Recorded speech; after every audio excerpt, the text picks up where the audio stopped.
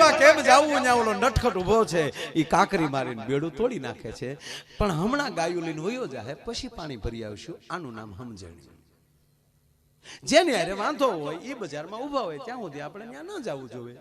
કાકડી વ્યા જાય પછી જાય. પણ આપણા મીટર નોખા છે, આપણે ક્યાં એના બાપથી ફાટી પડી તો ટકા રંગો જાઓ. હવે સાંભળજો, એટલે ઓલી વ્રજની બાઈ હતી, એને એમ કીધું કે હવે તને નથી લાગતું હદ થાય? કે કેમ? કે મહિના માટ નતો રહેવા દેતો અને હવે પાણી નથી ભરવા દેતો, અને એક એક બાયું જાય છે એટલે માં જશોદા આપણે સાંભળતા નથી ને. આખી વ્રજની બાયુને ભેગી કરો. આ મહિલા મોરચા સ્થાપના દિન. બાપુ રામ અવતારમાં મહિલા મોરચો નહોતો, નકર હું સુરપંખા નાક કાપીએ કાય તરત મહિલા મોરચો આખો ઉપાડો લે, અમારા નાક કાન કપાઈ રહ્યા છે, સરકાર કા ધ્યાન નથી દેતી. તેથી મહિલા મોરચો નહોતો. મહિલા મોરચો 5,500 વર્ષ પહેલા આખા ગામની બાયું ભેગ્યું થયું.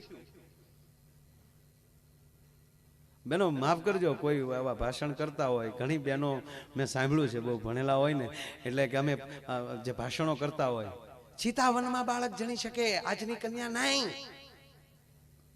મારી માવું માફ કરજો, એને જંગલમાં દીકરા ઝીણ્યા ને એટલે હજી હજારો વર્ષ વયા ગયા તો એની કથાઓ સાંભળવી પડે. જેને સહન કર્યું છે ને એનું કાંઈક આવે.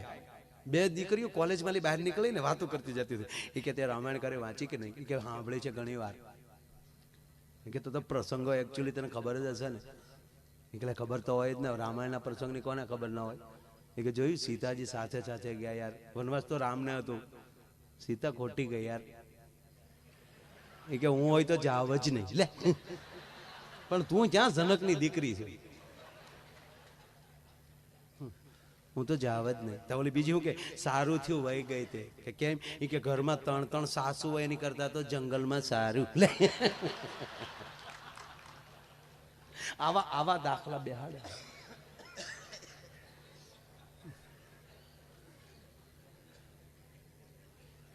એવા બધા મહેસાણા બાજુ જે રામાયણ વાંચે છે,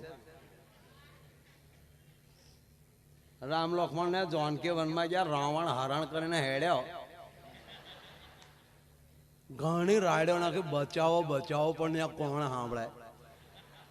પેલો જટાયું જોઈ ગયો કે કોઈક રાડું તો નાખે જ છે, દુબળી કઈ ઓરત જેવું છે, અને ઓળખી ગયો તો જાનકી છે. અને પછી જે રાવણની સામે જે પેલો લડ્યો, આમ આમ ચોંચ મારી દે. રાવણ આમ જો આમથી આમ ચોંચ મારી દે, અને પેલો રાવણનો ક્રોધ હટ્યો ને મયાનમાલી તલવાર ખેંચીને કાઢી. બોલ,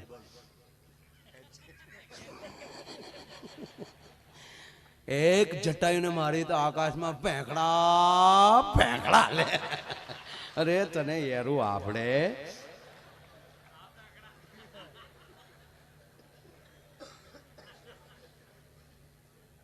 એટલે મારી માતાઓ કહું, ઘણા બહેનો ભાષણ કરતા હોય ત્યારે દયા આવે કે આ સંસ્કાર કોને આપ્યા? આપી સાંભળ્યા છે.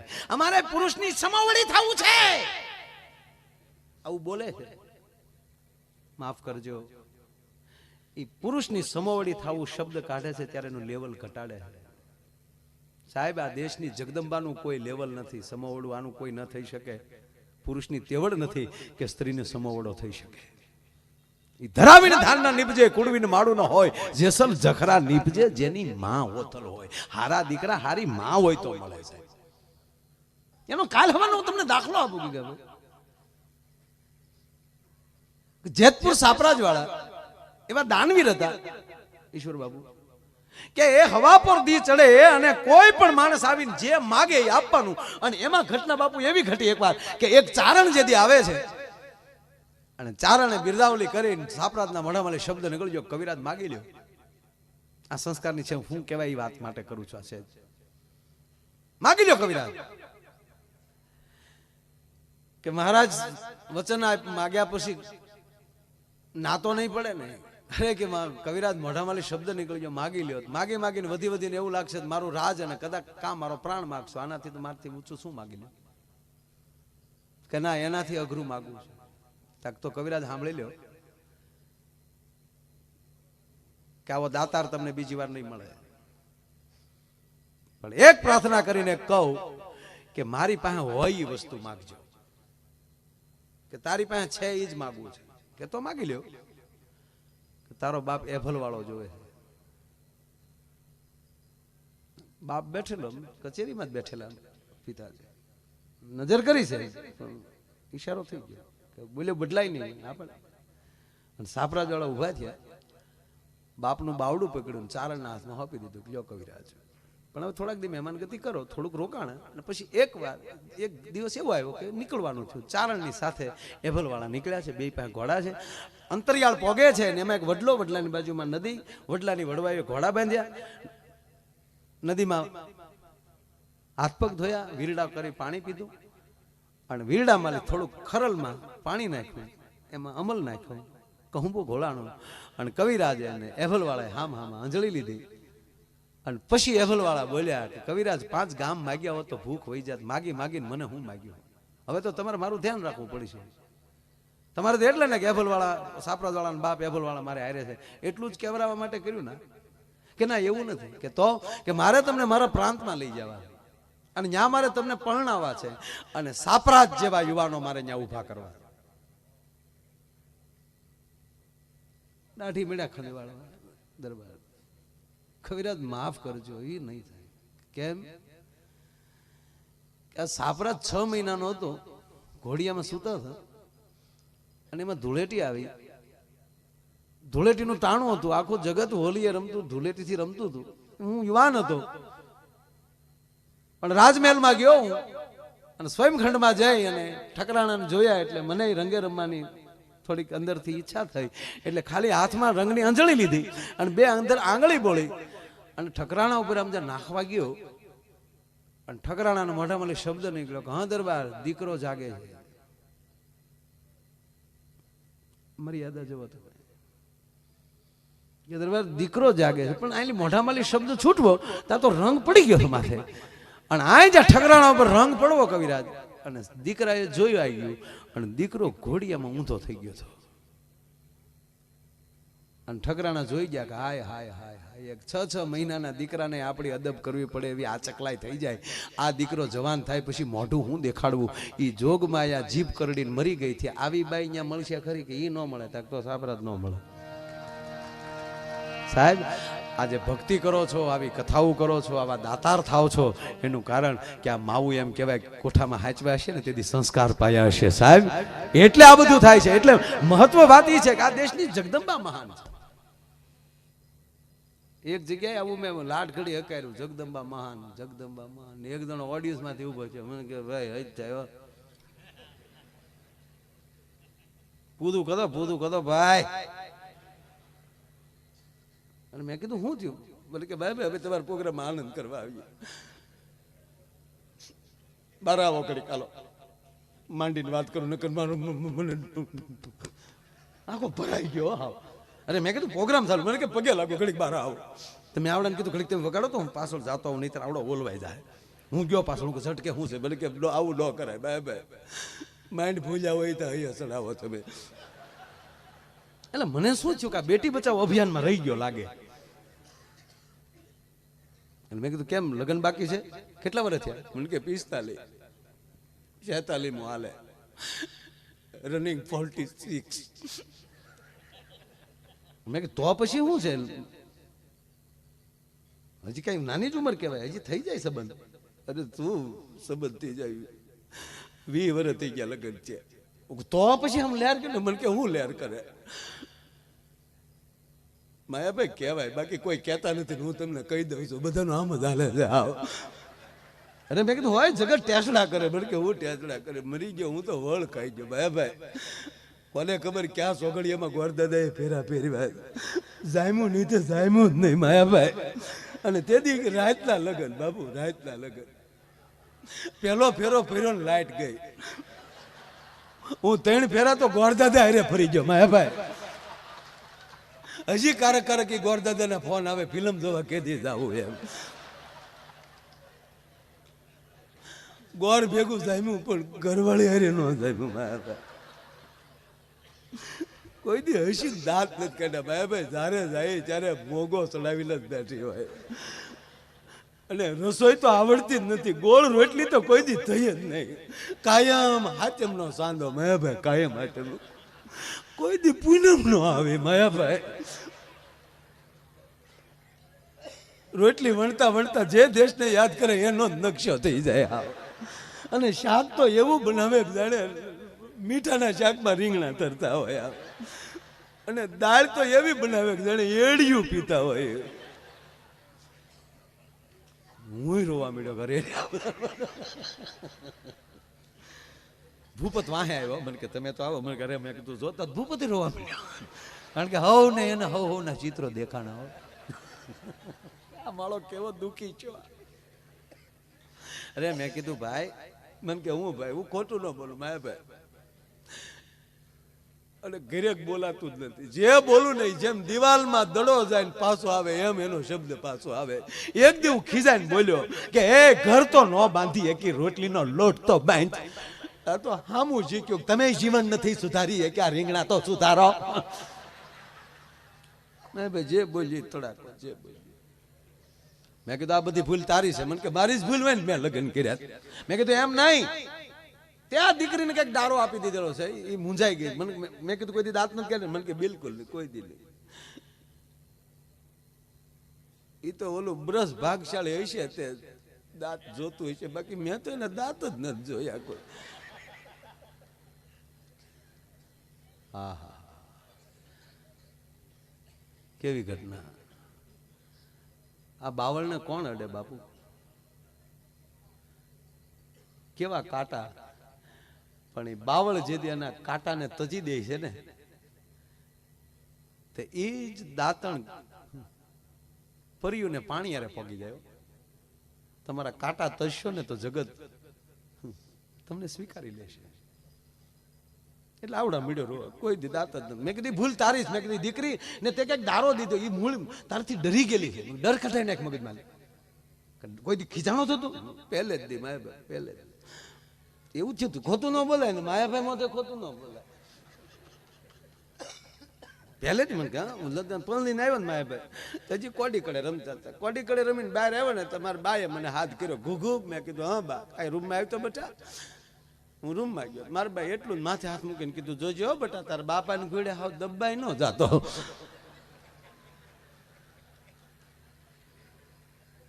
એટલે મેં એક જ વાર ડારો દીધો, રચોય હારી થવી જોઈએ. મારા ઘરની તને ખબર નહીં હોય, કોઈ હાલું બલબલ નહીં તલવાનું. શાંતિથી રચોય ટાઈમે થઈ જવી જોવે. આ ઘૂઘુ બોલે છે બસ એટલું જ બોલ્યો તો. ઘૂઘુ બોલ્યો તેદું હાવ ઘૂઘુ થઈ ગયો હાવ.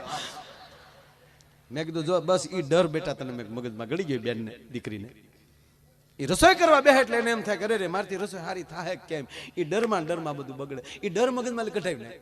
મને કે ઈ કેમ કટાય? વખાણ કરો.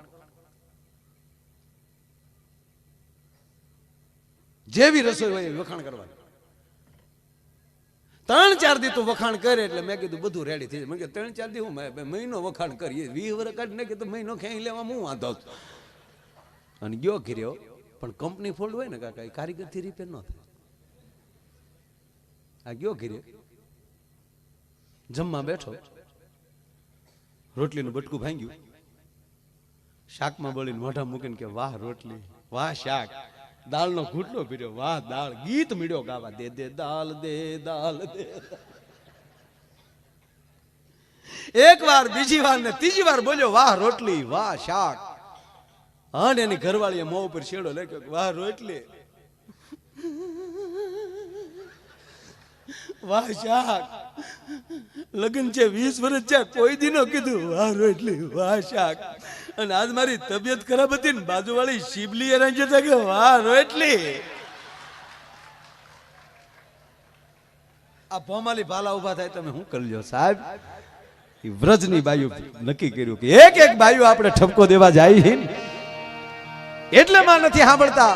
હાલો બધું ભેગ્યું થાય ને હાથ પડી ગયો ભાઈ ને. આખા વ્રજની બાયુ એમ કહેવાય એક વ્રજની શેરીઓમાં ભેગી થઈ અને માં જશોદાના નેહડા બાજુ ડગલા માંડ્યા. 50-60 બાયુ જાતી હતી, બીજી 5-25 બીજી હામી મળીને કીધું એ બાયુ આ ભેગું થવાનું કારણ શું, ક્યાં જાવ છો? અને બાયુએ જવાબ આપ્યો. અમારો રાવત ભગત લખે છે એ જી મારે જાવું છે એ જશોદા માની માની પહેરાવે રે ખવરાવે કાનો કૂંજ મારે રે દી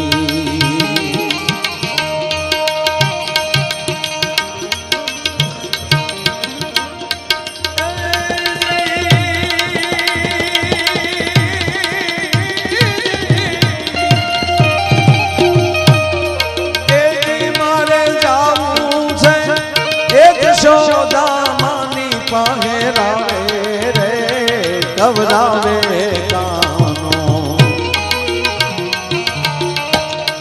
કૂંજ મારે રે જી અરે ખવરાવે કાનો કૂંજ મારે રે જી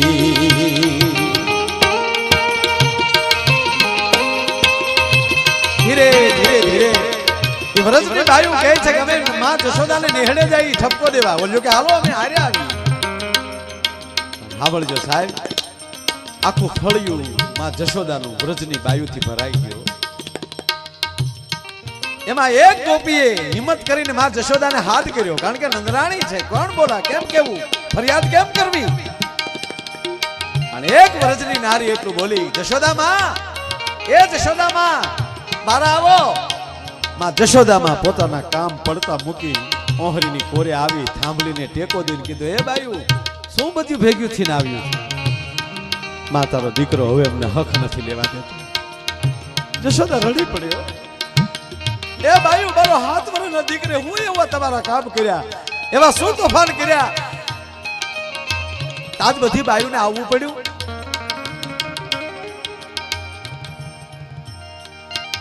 હા બેન માં તારો દીકરો કેવા તોફાન કરે છે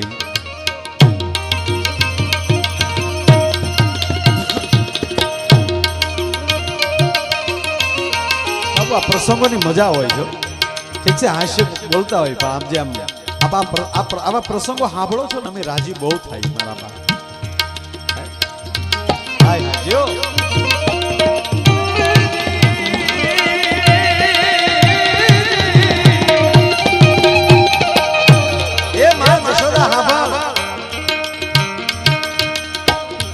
મધરાતે આવીને મોહન એ મોરલી વગાડે રે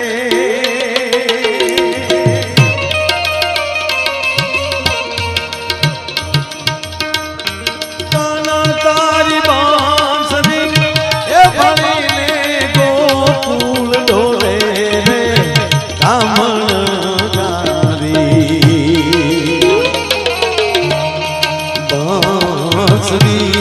રે રે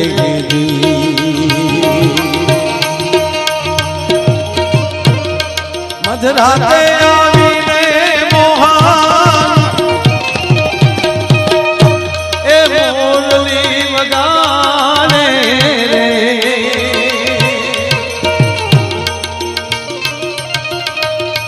એ જી મારા સુતેલા એ જી સોરુડા જગાડે રે ખવરાવે કાનો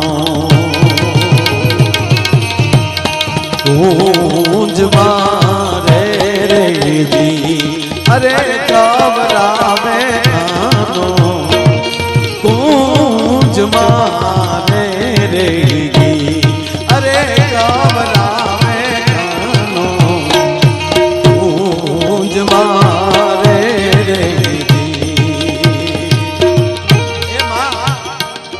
તારો દીકરો અડધી રાતને ટાણે આવીને મોરલી વગાડ્યા કોઈ મોરલી વગાડવાનો ટાઈમ છે માઇન્ડ બેન્ડ કરી અમારો છોકરા હુમરાયો એના જગાડી દે હવે હા બોલજો માં જશોદા એટલું બોલ્યા કે બસ એક વાહળી વગાડે એટલા જ તો ખાલ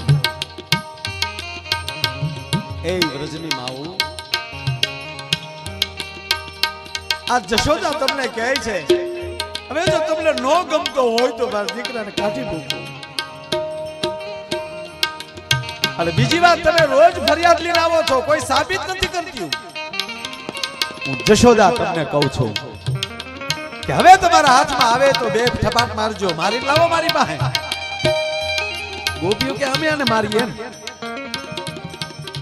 તારા લાલાને અમે મારીએ માં મારવાની વાત તો ન્યા જાય પણ તારા ગોપાલની સામું કરડી નજરથી જોવાઈ ગયું હોય તો હું કે તને ખબર છે ભક્તિ મિત્રો ચિત્ર જોજો તમે કૃષ્ણનું ચિત્ર તમે જોજો એ ગોળી તોડીને બેઠો હોય હાથમાં માખણનો લોંદો હોય એમાં વ્રજનારી આમ આવી ગઈ હોય તો હાથ એક હાથમાં માખણ ને બીજી આંગળી આમ કરીને કૃષ્ણ બેઠો હોય આ વ્રજનારી કહે છે ખાંભળમાં હું કે આંગળી આમ કરીને તને ખબર છે કે ના હા ભાઈ અમે અમને એવું કે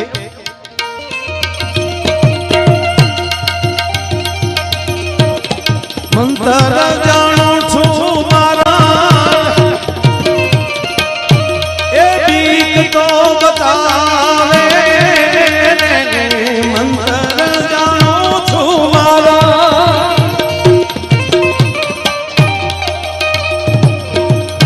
એ બીક તો બતાવે